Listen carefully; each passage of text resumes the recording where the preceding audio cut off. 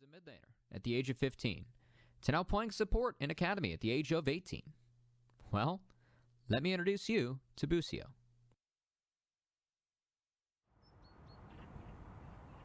Yeah, exactly. Because I feel like Rise is like really good. Originally, I'm from Washington State, and I grew up there my entire life.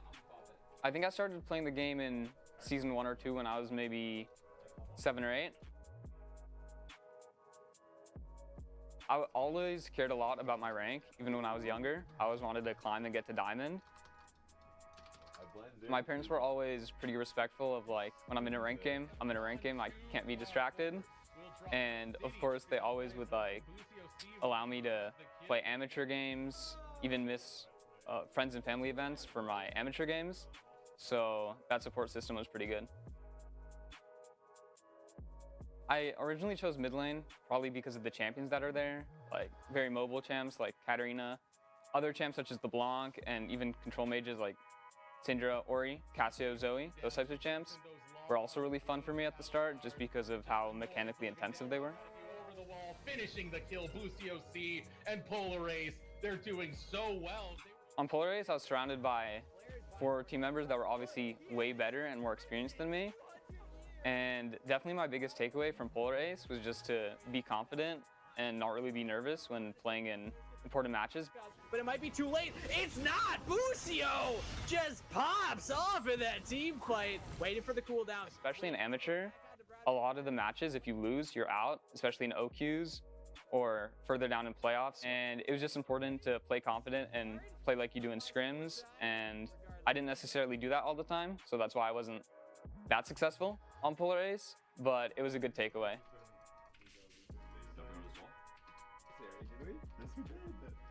What I like about League is definitely how many different champions there are, strategies, and how you can beat your opponent with that. Like, I like to get creative, different room pages, different play styles, different champions. And the most fun part about League is definitely just the depth that all of that brings. Too far forward, has to flash away, the knockup land. Spawn's in trouble, a double kill to Busio. Hey guys, Papa Smithy here. Really excited for what feels like the first time in a while to share an off-season update. For the support role swap, Chris, Papa Smithy, came to me with the opportunity. And obviously it wasn't an instant, yeah, I want to swap. I like the role, I like the champions, and I just came off my Polar Ace split, so that was a good experience, and I wanted to keep playing mid. My opinion on supports were, they're old, they're there for macro, they're not really good mechanically or anything, and they just play engaged supports.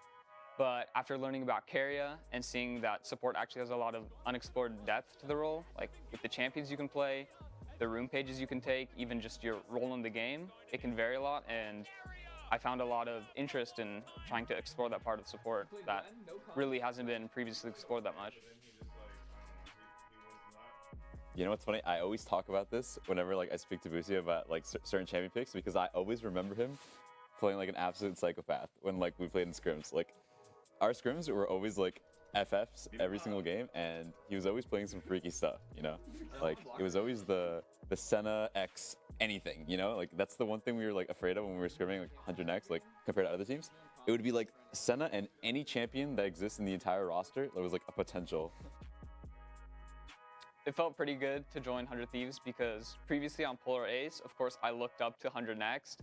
And then once I was actually on it, I realized how many more resources there were with being able to talk to LCS and LCS Academy coaches and all their databases and pro scrims and pro views. It was really helpful to improve with that. And then, of course, the motivation that comes with how more accessible a promotion to Academy is once you're already within the 100 Thieves ecosystem. Yeah, it definitely felt bad to have to leave my team. So that was when our team was starting to actually finally come together, because previously 100X was not doing good at all. And I finally had hope, and it felt pretty bad to leave my team, and also I wanted to compete in that tournament. But in the long run, it's pretty good, because now I'm on 100 Academy, so it was probably worth it, but felt bad short term. Just eliminated his bot lane. Previously, of course, being an amateur, I thought the Academy players were just gods, but now that I'm here, I realized Academy players are just amateur players with a little more experience, and that makes sense. Cannot Busio will take him down. It's pretty surreal to actually finally be here in person with the team because I knew it was coming for a long time, especially once I got signed to Academy. But it was so far away, I still had to graduate school. And now that I'm finally here, I'm just really happy that all I need to focus on is League and being the best I can. I don't have any other outside responsibilities. And now just being able to play as much solo queue, scrim as much as I can is really helpful. I definitely want to be one of the top supports in Academy. I think it's pretty possible if I keep focusing on my weaknesses because I definitely have some inconsistencies with my knowledge of matchups, but if I can keep 2v2ing and with the addition of Champions Queue, I can meet all these different pros and see their perspective in the game, and then taking that to scrims with me, learning a bunch of new tech, and also what's helpful in comms and what isn't helpful, because in Champions Queue, there's a lot of unnecessary comms. And realizing how damaging that is can definitely help me in scrims because I definitely do have some excessive comms in situations. Bro, that's why we warm up on set, am I right? Having high quality games where everyone's trying means I can test 2v2 matchups in a really good way. I just need to keep getting that experience up and getting my consistency down, and then I can keep progressing in my career. In 3 years, I definitely think I'll be in the LCS if I continue with the mentality and progression I have right now. And in 2025, I think I'll be at Worlds because I know I want to be at Worlds. So if I put my mind to it, I can do it.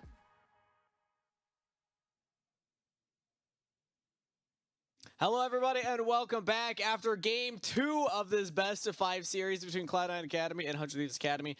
Cloud9 strike back. They weathered the storm of the rough early game where Kenvi was getting massively fed on a unique Kane pick and also surviving that unique Rumble support pick. XU, you had your own thoughts on this and some experience against it as well.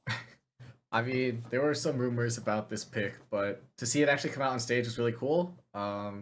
It didn't go exactly the way I thought it was. I thought it would be even more impressive, but the one time they did 2v2 kill, it wasn't actually on camera, but that was really impressive. And then, yeah, I mean, this game was just like, the diff at the top was too crazy. Like, it was kind of what I expected going into the series, but yeah. I think Darshan really showed that he is the king of top lane in the Academy. Darshan was absolutely smashing in that lane and was the big difference maker in two of those big engages. The one in the mid lane and then the second one at the end there around the inhibitor in the top lane. But I want to go back to the Kane pick because I know they were talking about a lot on the cast as well. What do you think about that? Did it fit the draft? Did it fit what 100 Thieves' win condition was?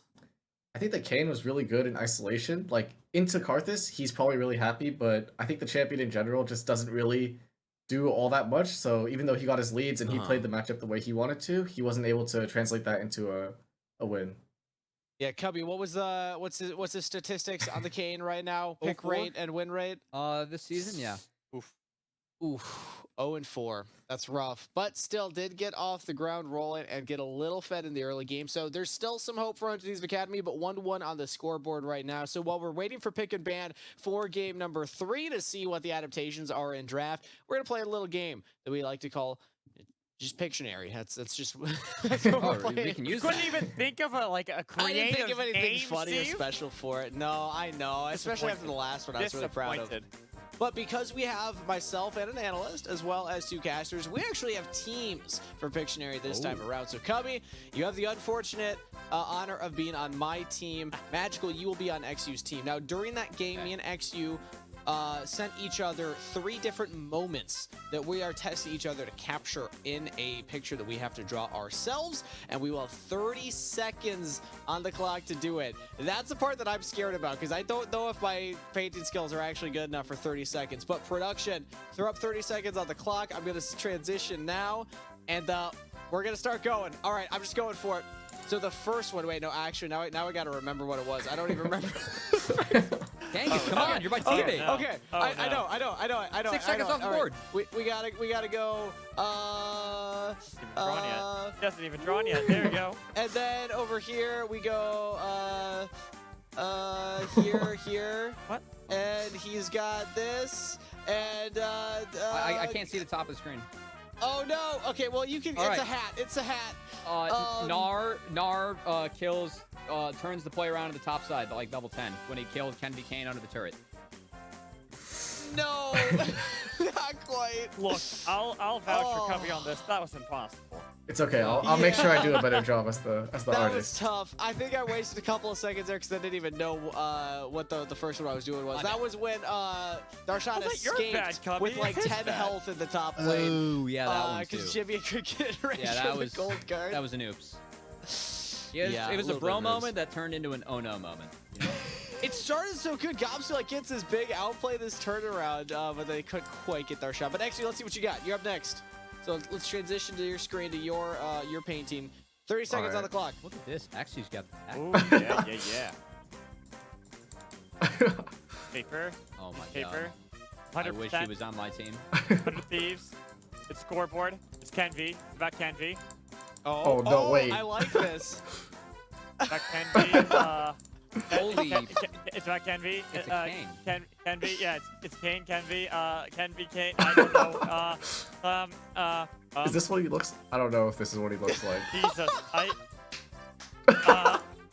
Ken V. Kane. I thought that would be an easy one. Oh no, I trolled him.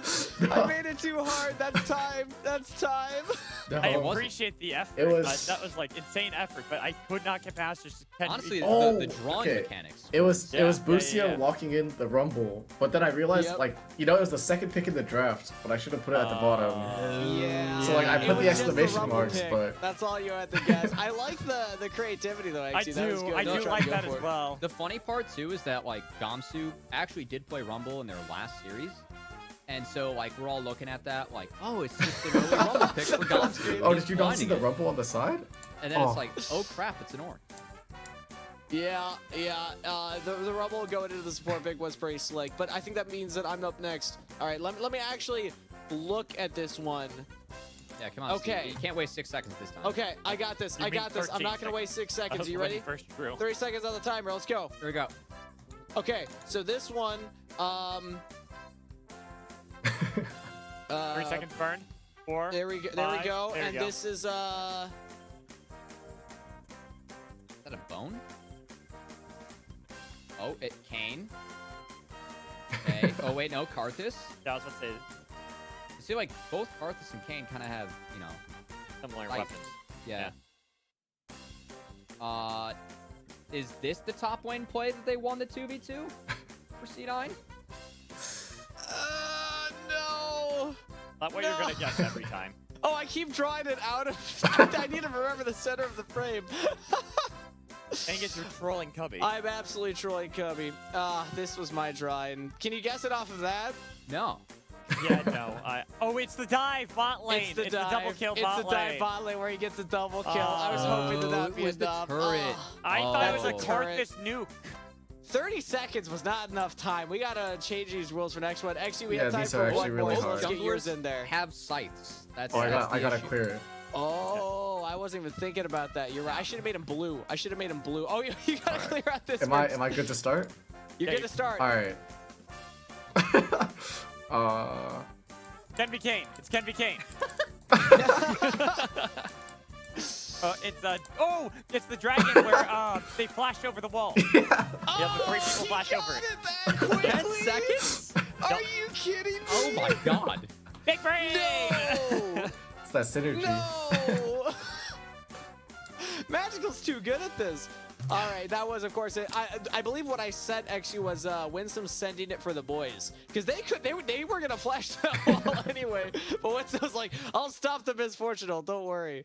But yeah, there we go. Congratulations, Team XU. You got 1 point right there. go. Magical and XU are a tag team for the Winner, winner, ages. chicken But dinner. We'll get him next time. we'll get him next time, Cubby. With that said, though, I'm hearing that we're ready for pick and ban. So enough chit chat on our end. We've had our fun. Now let's see what the players have prepared for game number 3. I mean, I'm hoping that we get some more spice like we did in game 2, Cubby, because that was Can it one be hell of a spicier? game. I don't know. That's my question. Can it be spicier? Because a Rumble support, I don't even think that was that bad of a pick. It just Honestly, came down to the execution. I would not be surprised we saw it again, frankly. Yeah. I mean, if you think about C9, that big adaptation for the draft, it was banning the Jinx and drafting the Xayah for themselves. That could easily be something that happens again, and we'll have to see how 100 Thieves adapt. We know that 100 Thieves are going to stick to the red side. That doesn't surprise us. We thought that C9 would be blue for the majority of this series, and 100 Thieves would stick to red. Is that red side's preferable, but C9, they just prefer blue. As they get first pick, and Malice is pretty comfortable with the blind stuff because, you know, again, he plays his champs. But we'll have to see what ends up happening and seeing if C9 stick to that Jinx ban and that Xayah first pick. And it's going to be a similar response this time around from 100 Thieves. Yeah, and I'm not seeing any difference. Nothing varying. There it is. Get a little bit of No Jinx variation ban. with the no Jinx ban. Instead, that Kindred ban that I expected from the last time around. I think it's the fact that Kane didn't work out as well. They just don't want that Kindred again. You see 100 Thieves are thinking about it because there is the option they ban the Karthus and they can play like Viego into Udyr. Doesn't feel fantastic, but it is something that is playable. We don't think that Kenvi is going to deny the Udyr, and even if it is denied, it means that it's a Malice Shyvana next. So, we're expecting Udyr for Malice, but this does give over the Jinx Tahm Kench into the Udyr. Expect this to be locked in for 100 Thieves Academy bot lane. We're going to feel good about this. Nice, safe bot lane, like you said, especially into Udyr. here. That was expected. I would expect a Rakan as not. well. It could, but I expected this more likely. And while the Gnar, I do think it's going to be banned because how well Arshan played. Ooh, we get a Kenvi Trundle into Udyr. A good matchup for Trundle. This is a really different style for 100 Thieves and for Kenvi. This is only his second Trundle game. Looking at what he's played so far in this event, it's been Viego, Lee Sin, Diana, and Graves. Those were the 4 champions coming into today. Kindred, Kane, all carries. So this is a very different identity for 100 Thieves. One that tells me that they're looking to match, if not break, the scaling of C9. Because when I look at 100 Thieves' comp, they actually have better scaling. So far, they have a Trundle that can take away the stats from something like a Gnar, if that's the choice for Darshan. That said, I really wouldn't be surprised if 100 Thieves took Gnar on 4. I know that it's very common on red side. You save your top lane pick for last so that they get a counter. But Gamsu has been so good with the blind picks, especially the Gragas and the Gnar throughout this season. The Trinimir ban tells me that Gragas isn't going to be the option, so I know that Gnar has been a really important pick for C9 and Darshan on the blue side. It's one of those more comfortable blind picks. There it is. Okay, yeah, it was either going to be take it on 4 or just take it away. Now, with those 2 champions taken off the board, maybe it is an Ornn angle for Gamsu again. I mean, this could just be full late game coming out of 100 Thieves. And I wouldn't be surprised by that, especially because it seems that they want to hide what Jimian is going to play, give him the best possible matchup. But with Malphite by Van, that would be an Ornn versus Jace matchup. Exactly. Maybe that's an option that 100 Thieves could take away if they want to blind the Jace themselves. They would still open up the Wukong, though, for the side of C9. Another one of the popular matchups that we see. But instead, I would like this Victor. Again, this is a very different style from what 100 Thieves Academy have been playing. This is them very much dedicating themselves towards the later stages of the game, trying to slow things down early. And the Victor Jinx, very powerful combo. Once you get, the scaling aspects of Victor, get the laser slows, bring him in. But C9 is going to match that scaling. For copy that Corki, it's 5-1 this split. It's the second most played. He's very comfortable in this matchup. We saw that Malphite ban, so we know it's going to be a Jace coming through. Exactly. C9, they have a big-time poke comp playing into 100 Thieves. And that's going to be hard to deal with in the late game, where we were looking at 100 Thieves changing up the pace, building for the late game to contest Cloud9. Now, Cloud9, they are no slouches at that late game either, with the Jace, with the Corki to poke out. Plus, they got safety and they got engage tools with Rakan and Udyr. It's matched by that Ornn, the non-committal engage that we expected at the very beginning. But this is just going to be rough for both teams. They're both so adequate when it comes to scaling up. I just think that C9, like in this game, it feels like they have the potential to be proactive. I mean, they have 2 side lanes that are shoving, and Malice on the Udyr clears so incredibly quickly through the jungle. I really want to see if Malice breaks that full clear to try and invade on Kenvi. It's something that I think Malice has the opportunity to do early, looking at how the lanes pan out. Especially, I know that early Jinx is able to get shoved on the Xayah before she gets to those devils in the queue, but Ornn is not able to do that against the Jace pretty much ever in this matchup. So I really want to see if Malice maybe goes bot the top and tries to get up in the face of Kenvi. Could be an option. If not, I think that C9 very much want to play around poke and play around the package timers. 400 Thieves, they stock standard front to back comp. And this is something that we saw a lot of at the beginning of the season too. Looking at the Victor Corki matchup, Jinx, Tahm Kench, safety in the bot lane, even the Trundle, a nice good frontliner for the team. Then Ornn to round it all out. When they group up together, it's going to be difficult to contend against them. But the thing is, they've got to get to that point. They've got to make sure they're in that position to group up as a team. We'll see if I think if C9 can get a lead, because I think the big thing for me is that if C9 is able to get a lead, I think it can be really oppressive for 100 Thieves to play against this comp. And thinking about poke comps, if you get ahead in the item threshold, those empowered shock blast land, you lose so much of your health bar. Not to mention not only those, but also the Corky rockets. Zaya poke is something that you know, is pretty tough to deal with, especially once that Miramana gets evolved. So I want to see if 100 Thieves can survive that portion of the game and get to the later stages where if you are able to protect Wixie on this Jinx, you are able to kite things out front to back and find the team fights. This is an angle that 100 Thieves are looking for in order to win this game. That's why neither team seemed too keen on starting anything aggressive early into the game. Just going for the standard scrimmage, making sure there's not going to be that damage that can get thrown out. Even a little bit of a late invade from the side of Cloud9 just to get a ward down. Both teams understand their limits, where they have the power, and when they want to actually fight. I think this is a curious approach, too, into C9, because for the vast majority of the season, the way that teams have tried to play against Malice and C9, it's been going all out in the early game and really trying to get up in the face of C9. We haven't seen a lot of teams try and match scaling. And this is something that I, like 100 Thieves, this is a very clear attempt from them this game to really try and match that scaling and try and fight C9 that way. So we'll see if this ends up panning out. Darshan going on a solo adventure, get a bit of damage, try to trade back and forth against Gomsu and Kendi, slow down the pace of that jungle speed, since one thing to talk about is Trundle, you know, you talk about how good Udyr is at clearing out the wave. Trundle's also really competent at clearing out, but also really good at skirmishing into things like Udyr. Always an option to have, but speaking of the skirmishes, you can see Darshan trying to deny Gomsu the creeps from the first 3 melees. If you are able to deny that experience, is one way that Jason can get really far ahead in this matchup. Curiously enough, Kenby, we actually have to keep our eyes on the top side now, Matt Magical, because yeah, look at that. Kenby, look at this path he's taken. He's gotten around that ward. He was spotted going down to the rafters, but now he's gotten around it, taking the Krugs. After this, he's going to have level 3. He will have the pillar. I think they're going to look to attack Darshan on the top side early. Darshan gets a bit of a trade onto Gomsu again. But like you said, I'm watching where Trundle is positioned, watching Kenby.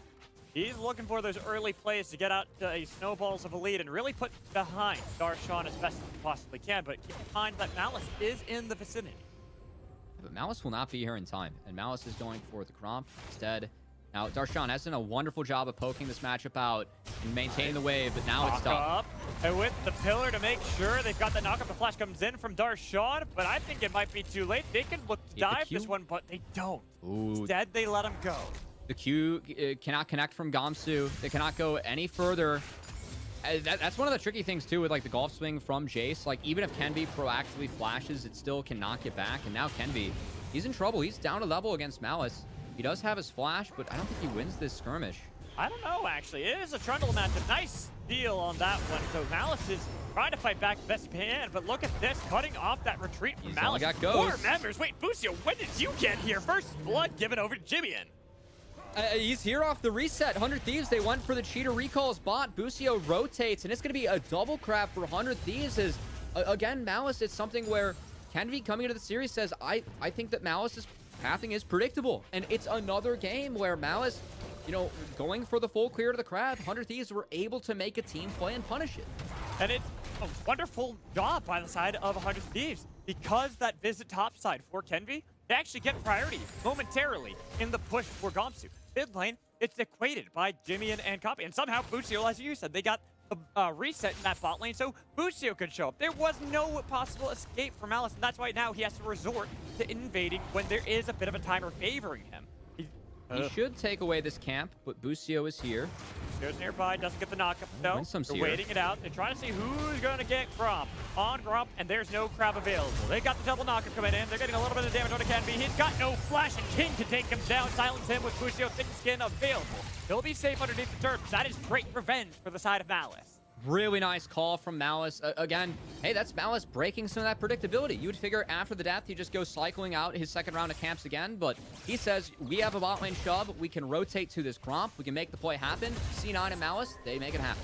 And this is what I love about the growth of Malice, that we haven't really gotten hit much upon this year. We've seen, you know, the same champions over and over again because he's so that comfortable on them. but we've been seeing him be more aggressive, willing to actually go out and fight against people like that, where he gets behind, he dies early. So what does he do? He understands the timers on the other side of Kenby, and he makes an aggressive play because he now has the tempo lead. Yeah, I think it's something, pretty easy for, Malice fans to just be like, all right, like the consume memes, the herbivore jungle style. And I mean, it is something that Malice definitely, dictates his gameplay around. But I think that something that Malice does well is that when he does pick his spots to make an impact on the map, usually they're very calculated. And because he has the resources and is able to consistently keep himself, farmed and ahead of XP as the game goes later, usually when he picks a spot, he is pretty strong. And I think that is really what you're looking for out of this style in the jungle, something that Malice has done pretty well this season, and we'll see if Malice can continue to do it this series. Nice knock up by Gomster, but now it's Darshan's turn to get a bit of creative damage. Knocked back underneath the turret.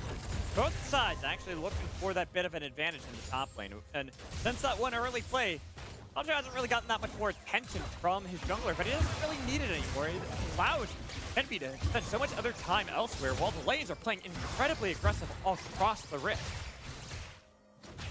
I do like the trading, though, from 100 Thieves Academy here, because Kenby is on the bot side. He will net this crab for himself. We'll see what his next move is. You can see Copy. He's going to move around. He'll hit this blast cone and figure out that Kenby is here. Okay, especially after they hit the dragon. Spots out with the Scar's Plume, but it doesn't seem like 100 Thieves are that worried about it. They're still playing aggressively onto it. I see this. But keep in mind, yeah, exactly. They know full well that this is here. They get the stun on Kenby. The flash in with the knocking up onto Winsome in the back line.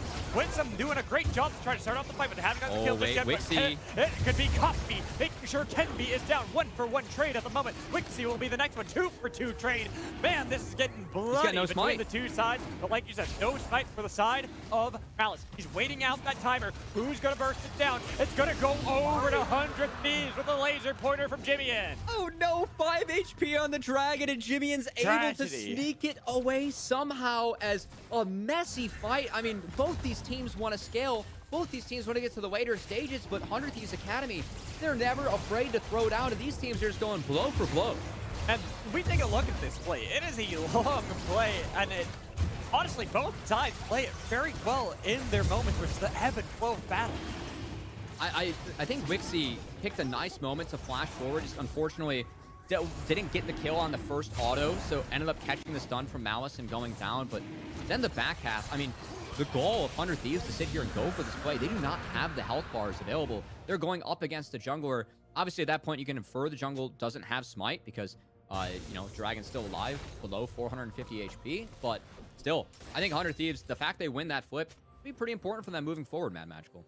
And here, with that early dragon for the team, and be back down the rift, doesn't seem too deterred by these leads that Cloud9 have gotten in some of their lanes, especially looking at King in the bot lane. 2-0 on Xayah. But really, when you play lethality Xayah into something like Jinx, you're not too worried about having these early leads on the opposite side. So long as you're maintaining pace, having a gold income as well, Wixie's going to be perfectly fine. And 100 Thieves, actually, this is interesting from Kenby. Of course, Kenby is, at this point, you'd figure that he'd clear bot to top with, what camps are up and where he's at in the map. But no, he just goes straight for this Rift Herald. Gamsu had a big wave stacked up. And 100 Thieves, they spot C9 Academy's bot lane sticking here. So we have free Rift Herald going over to the side of 100 Thieves Academy. Some really nice map play from them. Well, Red by Kenby and the rest of the squad get that Rift Herald. Yeah. It's about now where to pop that Rift Herald, where to utilize this bit of an advantage over Cloud9 to make sure you regain the lead in gold. Not top lane. I think the other two lanes are pretty good candidates here for 100 Thieves. As, of course, top lane, Gavin Orn, you're pretty much chilling. As we'll see if Gamsu can buffer these. Nice buffer on that one. Waiting to get back towards the turret, but he's not that tanky just yet. He had to flash in order to escape. Nice look here from C9 as Gamsu, he doesn't have TP. Currently has that Ignite on the spellbook. Figure that his TP cooldown is still down, so he's actually going to stick around. You can see Kenby, he actually has to come up and hover, and this is not spotted by Darshan on the top side, so we could see an angle where 100 Thieves, Gamsu does have ult, he does have knockup. They're going to go for this play. What I love about this match right now is you're seeing the proactivity from both of these junglers. Kenby constantly revisiting the lanes, but Malice had to watch gank so they can keep these leads going. Yeah, I think that's a mistake from C9 and Malice. I think that, if that's the case, That is a lane where you can just say, hey, we're going to push this out together. We'll get a clean reset and try and get a revisit gank later. But Malice doesn't stick around. Darshan doesn't, ask or request that, not communicated. And now Malice, see, he is hovering in vision mid. This really is the only thing that he can do at the moment, given that his camps are down. We'll see if this ends up working on the Jimmy. And Winsome's here as well. They're looking for a play like they've done many a time before. They got a lot of damage on top of Jimmy, and they've even got a little bit of an assist, but it's Malice who wants that shutdown goal. Yeah, they're trying to give it to Copy. He got stunned up. Jimmy doesn't have flash. Really nice setup coming out of C9 there, as Jimmy no business shoving that wave up when the support's missing. That gets punished, but we'll see if 100 Thieves can bounce back, because 100 Thieves, they do have bot push from the fact that Winsome did show mid. You can see Kennedy on his blue buff and Gromp camp. If he were to rotate down and drop the Rift Herald, it would have been 2-3 plays going over to 100 Thieves bot lane right there, but not the case for 100 Thieves, and instead we're still waiting to see where this Rift Herald ends up being dropped, Mad Magical. Well, see, this is where we should do a little check-in on the competitions and how they're functioning in the way that you'd predict, Cubby. Cloud9, I gotta give a lot of credit to Malice. He's been playing proactive, as you had called out, that he has this ability to play. But what advantages have that gotten over someone like Kenby, who's been pretty much keeping tempo with him? I think overall for C9, like the fact that you have a 1k Goldie with his poke comp, it's nice. I think that the area for C9, and we'll see if they can execute this later, is that you want to make sure that Darshan's ahead so you can play out the 4-1. If you're able to play out the lanes in a 4-1 scenario and find sieges on 100 Thieves, it is difficult into the Victor, but it is still really the win con that I see C9 having in this one. And we'll see if they're able to make it work. At the moment, 100 Thieves, they are hovering mid. We do have a dragon spawning in 24 seconds. Now, I want to see if our observers can check the base of C9 real quick, because Copy is basing. He has TP, and I'm curious to see if he has a package available for himself in base. I'll keep that on pause right now. Yeah, he does have a There package. it is. He's grabbed it, TPing in. TPing bot. Looking for the charge. A nice quickness knock up onto the back line coming in from Winsome with Copy nearby. Does he want to use the package to chase down these kills? Yes, he better do. Looking for the flashes out of them. They're looking for the re-engage on the side of 100 Thieves because they got Jimmy roaming down. Lots of damage onto Copy at the moment. Jimmy getting a bit tackled by Malice, forced out of the fight because you notice the members of Cloud9 are ready to jump on him if he steps out of line. Doesn't seem that either team are willing to take that risk. And honestly, for the side of C9, it is a 4v4. They have all the poke in the world, but nice eats.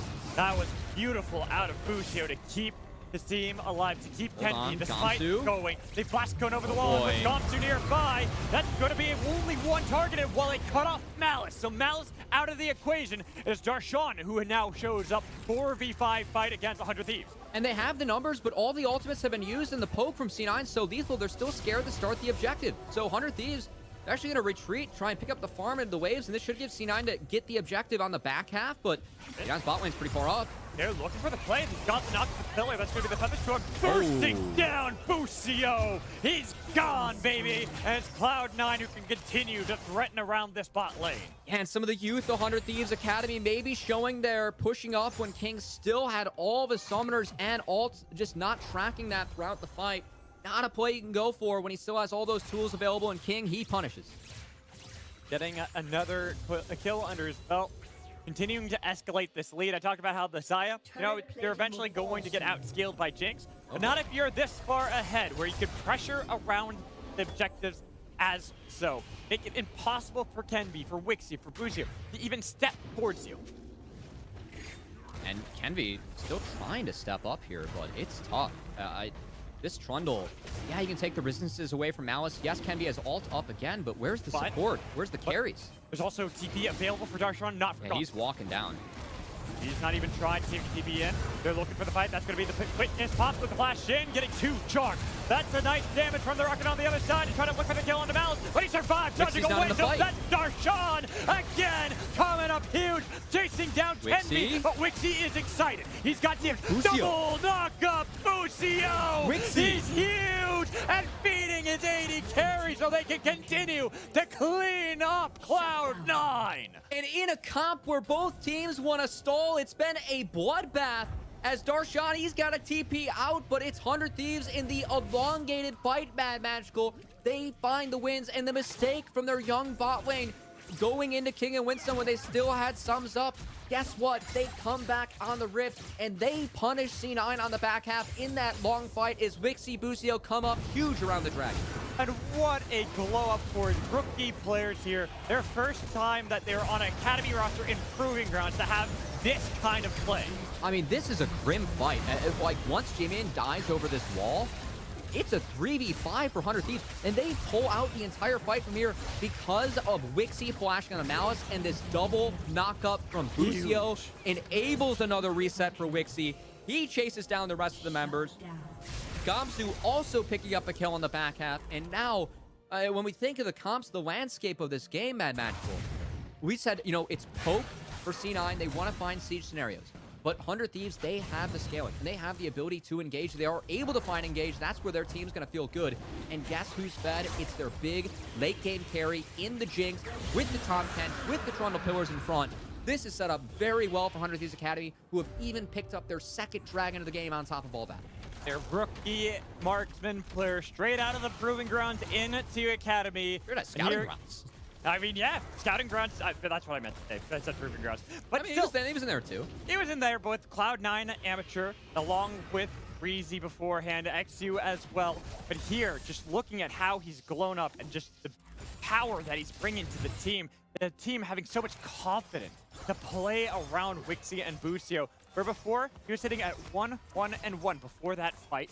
He was behind King just slightly in gold. Now, towers over him, 1,000 gold lead for Wixie. I know from talking with the 100 Thieves camp before this too, you know, specifically Bucio, one of the big things of this tournament has been 100 Thieves Academy picking up confidence, because they took down the #1 seed of COGA, but before that, in the last round robin of Academy, they had the worst record out of all of our Academy teams. They were 5-13 or 4-14 in the second round robin. 4-14. Yeah. They were playing really bad league, but every series they pick up more confidence. I know from talking with Bucio that, like, he was like, hey, we felt like we could beat COGA, but after that, like, we just believe in ourselves even more. I think that's the moment Wixie flashing in, taking down Malice. Some of that belief from these 100 Thieves Academy rookies and this team really showing is that has been the story for this team in PG. They continue to put themselves in a better position to win this game. That said, C9, nice hands for them on the back half. They actually pick up the second Rift Herald. Could utilize that to break open a turret, which they have not found yet in this game. Looking at that mid lane tier 1 as well. Giving a bit more advantage to Cloud9 so they don't have to worry about plays like prior, where 100 Thieves were able to pull off a miracle off of Bucio's great re-engage, actually, with the Abyssal Dive and get Wixie this far ahead now. He's got 2 items completed on the side of Jinx. Both summoners are up. Sure, there's not much to play around right now. You can tell how the teams are looking for that ebb and flow. They're trying to push back a little bit of control. And I love what Gamsu's doing right here. Look at this wave bot for Darshan. He shoved it in, and now Gamsu, whenever he gets shoved, whenever he gets a wave on the enemy side of the map, he's going to come up and hover, and this is where 100 Thieves can poke around aggressively, try and look for opportunistic plays on the members of C9, or even a turret, as Malice knows that he can't do much to defend this as the Udyr. We'll go farm out the camp. And that's a big chunk off the mid-outer turret taken by 100 Thieves. Just from Gamsu getting a push, rotating over, opening up that window for 100 Thieves. And look at what they do next. They send down Gamsu to catch the wave that's crashing into the tier 1 bot lane. So there is no real control that Darshan can gain over this Ornn, who's just trying to outpace and out-macro Darshan, who had a fabulous game too. Yeah, and of course Gamsu, you know, he loses out a couple creeps, some experience, but hey, he's the tank. Who cares? You get the mid-outer turret because you got the chunk on the first wave, then Wixie and Bucio stick around to take it down with the next. That's good macro play coming out of this young Academy squad. And you gotta love that from Gamsu, this seasoned player as well on the Rift, playing multiple different games professionally. The tank extraordinaire in all games. Hey, he really is, and you can see that from last time when he won the Proving Grounds to this time too. For playing this Ornn, a matchup that we thought was going to be really difficult, yet here he is, 2-0-1, having some items completed, staying even against Darshan. I just love the coach of Team Liquid spawn, right? Not Dignitas 80 carry spawn, but the TL coach spawn. He keeps on tweeting like Gamsu's coming for us, because he just remembers the scaling up that Gamsu did in the last PG, and the fact that he was a big difference in their best of 5s over Team Liquid Academy that helped 100 Thieves take home that Proving Grounds championship. This team, even though it's 4 different members playing in this tournament, I mean, it feels like they could be in championship form, and taking down C9, a team that was in the spring finals of PG, has 4 out of the 5 members returning from that squad. Well, 3 out of 5 now that Winsome's in. That'd be a big message for this 100 Thieves Academy squad as they continue to pick up confidence throughout this game. That said, C9 can pick up some confidence and some gold in this one. They're able to utilize that Rift Herald to take mid-outer. 100 Thieves, they're trading elsewhere. Exactly. Actually, not prioritizing this dragon. They just want to funnel some gold in their members. Right. It seems that they're just getting some extra gold for Jimian, looking to scale up into gonna these rotate next over fights. now.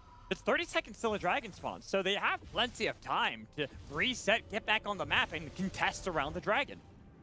I like this, though, from Copy. Again, good package timer from him. Picks it up before the objective. This really changes the landscape of the dragon setup for each of these teams. And you can see that Evolved Miramon is now in for the Corki. So those rockets going to be hitting a little bit extra hard against 100 Thieves. And 100 Thieves, they have to pick the right spot for an engage. If they do not, they will get poked out. They will get burned, melted out of this river, which C9 has done a good job of picking up control of early.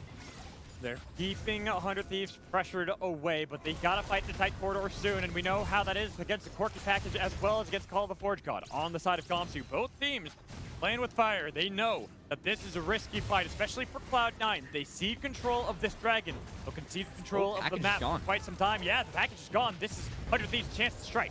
Honestly, 100 Thieves has sidestepped most of this poke. I mean, Kenvy's at half, but it's still reasonable for them. They continue to push up. That's going to get Kenvy real, though. Now things get hairy. Copy, his poke is insane. Here's the Call of the Forge God, looking to yeah. split up the fight. Not going to connect onto anybody, but the quickness now is going to be reciprocated on the side of Lin. Some getting a lot of damage, but it's traded back onto Malin. Rocket body block, looking to see who's going to get control of Dragon. 100 Thieves back on the objective, third one of the game, and the fight continues. They're forcing flashes out of Cloud9 so they can then rotate around and gain control around Baron. And that engage from Winsome, he found no one. I know it forced a flash out of 100 Thieves, but you're also engaging into a Tom Kench, and he just comes up short, Mad Magical. And after that, the way that 100 Thieves were able to earn the damage around again, this team, they're ahead in gold. They're very strong in the 5v5. It's really the poke that keeps C9 in these fights. They weren't able to connect enough of it, and once that engage from Winsome goes sideways, they have to back off, respect the power of 100 Thieves, and give over the objective.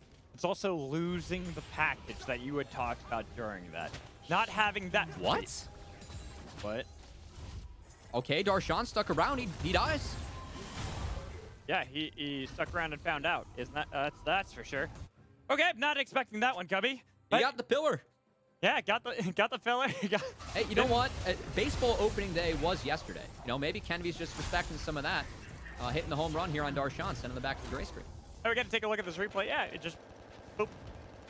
A lot of damage. Yeah, a bit of a mistake there from Darshan, sticking around for that turret. Didn't see 100 Thieves on the map. Found out that they were hovering bot, and that's another gold advantage going over to the Thieves. And Kenvy, he's not done. He's looking for Copy, who's sticking around for this turret. Waiting the pillar out, using subjugate. He wins this. Wow, he's got so much damage. There's that Valkyrie flash in. Kenvy, another solo kill against his former brethren in the 100 Thieves next squad. And at this moment, 100 Thieves are set up to win. How aggressively do they want to push this? I mean, it's a 4v5 with the mid lane Copy down. I like how they aren't attempting the Baron. They know how deadly the poke is. Kenvy doesn't have ult. He's got a lot of damage on top of Kenvy, but he's still alive on the other side with the ultimatum to use to try to see if he can get a little bit of distance. And Gravity Well did a good job of splitting up the fight for Cloud9, so Kenvy could survive. And all the while, Pixie, Busio, and co with Gamsu there got that tier 2 turret. And they're looking for their second one. As the wave prep by Gamsu bot, again, beautifully done. Took away half the HP off that bot lane turret. And also Gamsu, I think important to note too, ornaments are in Mad Magical. Right. That's the first one being evolved for himself. Just gave one over to Wixie.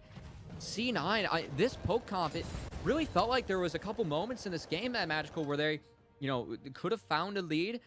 They had a bit of a gold lead, but I think the way that 100 Thieves are playing the map, C9 have not been able to set up the 4-1 where they're able to siege on 2 turrets with Jason aside and then everyone else, you know, hovering around this Corki Zaya. And because of that, I think that 100 Thieves, and Gamsu specifically, his tank play has been so good. He has been hovering the group 100 Thieves. They've been sidestepping the poke, keeping their distance, playing so disciplined for a lot of this game, even though some of the fights have gone haywire. And C9 just doesn't feel like they've been able to find the angles. Well, it's hard now when Wixie builds up Bloodthirster, so any poke that you land onto the important member for 100 Thieves, now null and void so long as minions are nearby. This gives 100 Thieves so much extra time they can buy around these objectives to set up and force the hand. They picked up a Banshees too for Jimian's Victor, so I mean that's at least one Corki rocket or shock blast thrown to the wayside as well. I think that, you know, 100 Thieves, with some of their itemization, just identifying that, you know, if we don't eat poke, we have a gold lead, we have the better late game carries, and we can win these fights. Now, I think for this upcoming dragon fight, important to note, Poppy, his package expired. So with how the Quirky package works now, it's a 5-minute cooldown, and it expired after the dragon spawn. So Copy, he will have to base and TP back to the fight with a package about 20 seconds after the dragon spawn. So if 100 Thieves are able to start the dragon immediately, they will not have to deal with Quirky package. I think that's something that's really important to think about coming into the next fight, especially given how powerful Quirky package is. Actually, I do hate to correct you, but I believe that it timed out right before dragon was taken. Oh, I guess we're just gonna have to find out. Yeah, I think it was literal seconds, and looking at how he's zooming, I'm assuming no, he's not actually. It's just the home guard. So yeah, maybe you are. Right. You know what? It was before a mistake. All right. Okay. Okay. Big Brain Magic will come through again. Yeah. That's okay. You know what? Doesn't matter because right now you can see the setup coming in from 100 Thieves.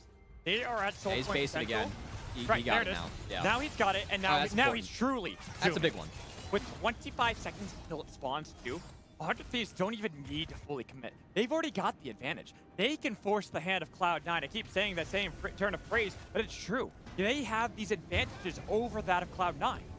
Yeah, but look at how much 100 Thieves have to respect this package. And I think the big difference for C9 in this one is that they know that they have to fight while the package is up and utilize it.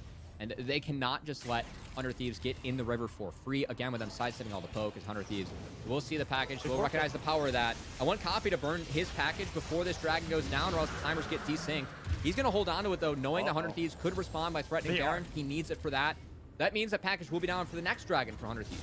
They spotted it out, though. They have a nice ward in the pixel pressure. Copy's waiting to see if he can engage. Malice is the front line, getting slowed down by the tongue lash. All the while, they're just waiting. They want this engage. They want to utilize the package best this time. Last time, they didn't get anything out of it, but here it looks like it's going to be similar. Forced to use it, and as you said, it's after the timer coming in for Quirky around Dragon, so that's now an advantage later on if we keep our eyes on the watch for 100 Thieves. Okay, so I wasn't wrong. I was just foreshadowing. Yes, you were. Ah, yes. It's the foreshadow, and now we also foreshadowed this Baron.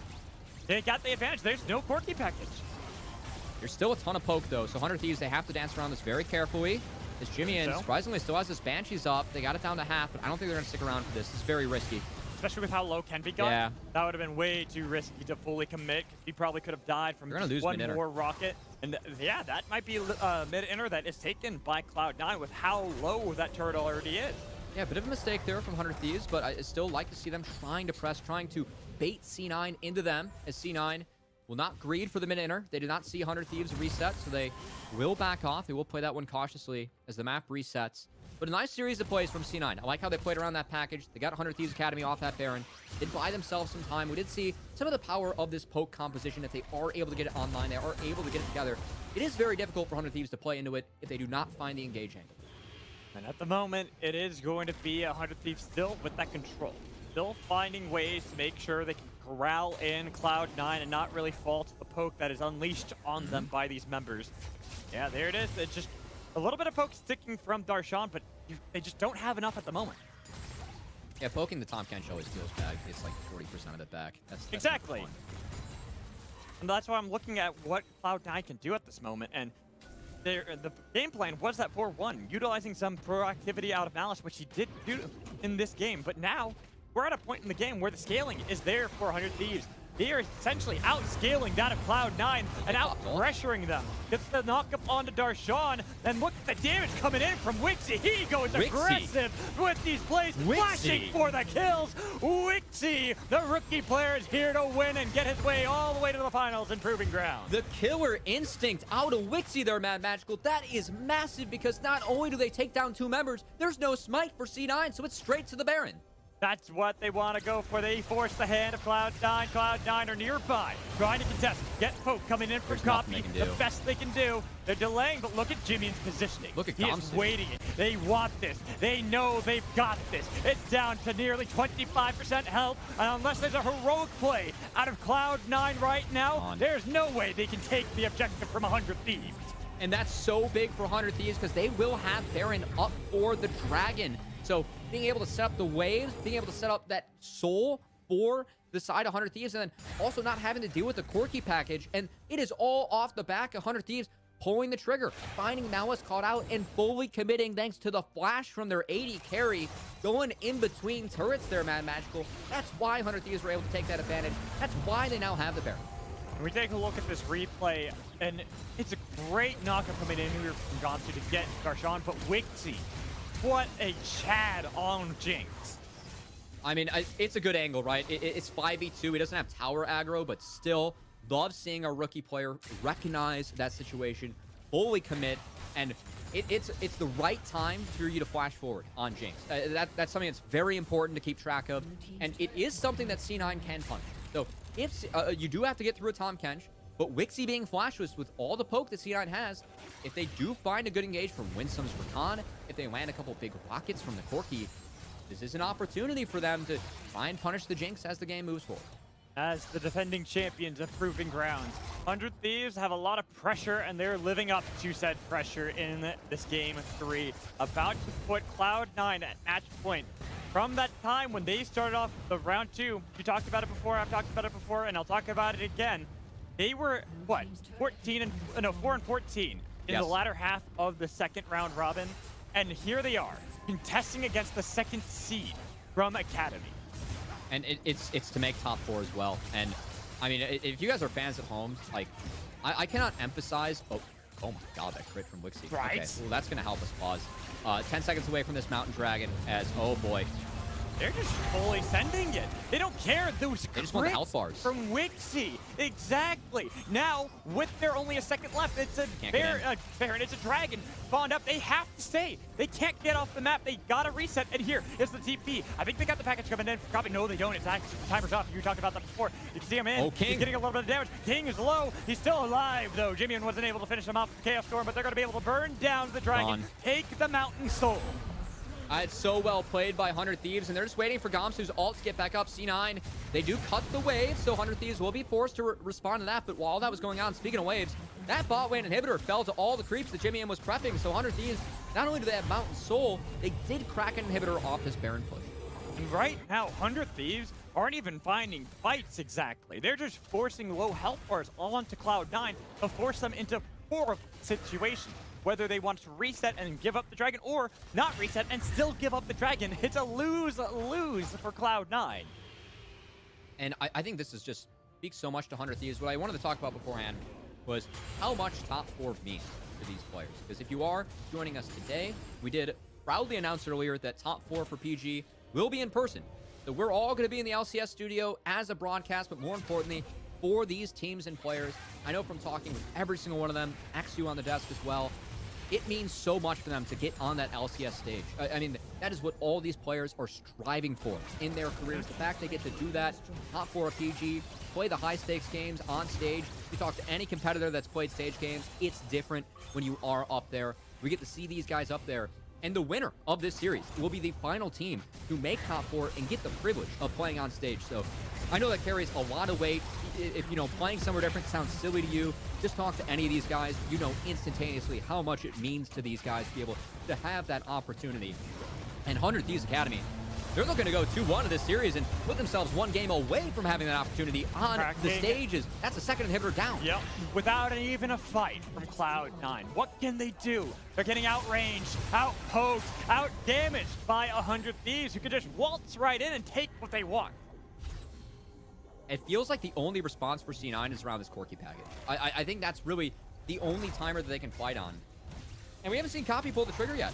Like, they just don't feel confident enough to find the angle. And at some point, you have to. At some point, you gotta just go for it. You gotta YOLO the play because now you're getting sieged at your final inhibitor turret.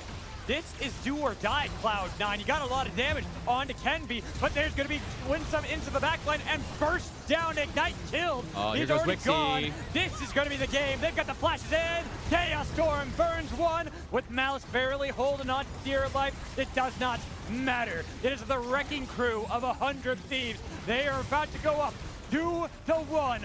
1 step away from playing in person. 1 step away from knocking out yet another seed above them. They've knocked out the 1. They might knock out the 2, and they've got game 3. 100 Thieves Academy. I think the manner in which they went around both of these wins too, Mad Magical. Think back to game 1. You caught that. It was the Kenby show. They had the Kindred. They had pushing lanes. They had globals. It was 100 Thieves making plays across the map. What happens? They try and emulate that again in game 2. They get stymied by C9, who had the better setups, had the better punish against a different jungle matchup. But so in game 3, 100 Thieves, they go back to the drawing board. That was a full scaling team fight competition they just played.